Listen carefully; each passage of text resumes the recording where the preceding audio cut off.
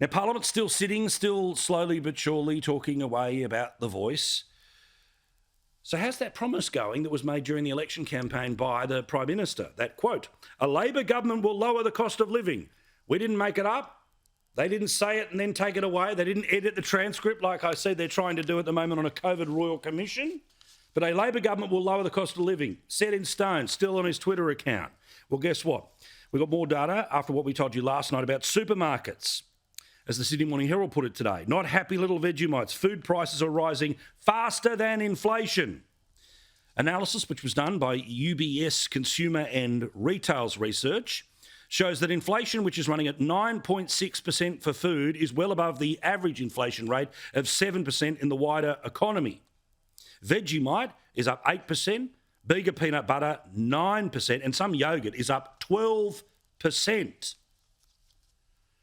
And as for homelessness, as you know, according to the latest census, we have more people that are sleeping rough than ever before in the history of Australia. There are 122,494 people who are homeless in Australia. I will repeat the number until it is in everyone's head. There are 122,494 homeless people in Australia. Not okay. And again, great reporting from local reporting here from the Telegraph that decided to go out and talk to some of the people who are sleeping rough in an otherwise affluent part of Sydney in and around the inner west, a place called Erskineville, where they say that many of the rough sleepers are actually employed people. They have jobs, but they've been forced into drastic circumstances because of soaring rent and a lack of accommodation. Kerry is one of these people. She works as a jeweller by day, but at night she lives with her black cat and a toy poodle called Chelsea in a tent in the middle of a park in Enmore. That's a 30-year-old woman, a woman in her 30s who has a job but does not have somewhere to live. Her bravery to be photographed and to tell her story, strength and love, and I hope that Kerry gets all the help she needs sooner rather than later. But what's a federal government priority? Oh, of course, it's a brand new stadium for Tasmania. Part of course, a football club that apparently the taxpayers of Tasmania have to spend $12 million on every single year for the next 12 years. So it's about $140 million that could have gone to people like Kerry, but no. We've got to have the footy team.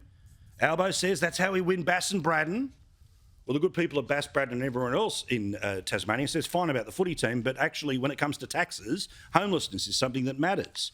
And wouldn't you know, there's even a story about homelessness today that involves the very area that the Prime Minister represents, the seat of Graindler in the inner west of Sydney, where today we learn that the Prime Minister's Graindler electorate has been hit hard. Last year, St Vincent's Social Justice Network reported at least 1,700 residents counted as homeless, with a 67% of renters in financial stress. This is in the Prime Minister's electorate, and a ballooning social housing list where you have to wait 10 years. And while he's loving hanging out with rock stars, the bloke who has got, I repeat, 1,700 homeless people in his council area, 68% of people who are renting in financial stress, and a public housing waiting list of 10 years. Where was he tonight? Trying to scoop up votes in the Indian community as Prime Minister Modi is in Sydney tonight.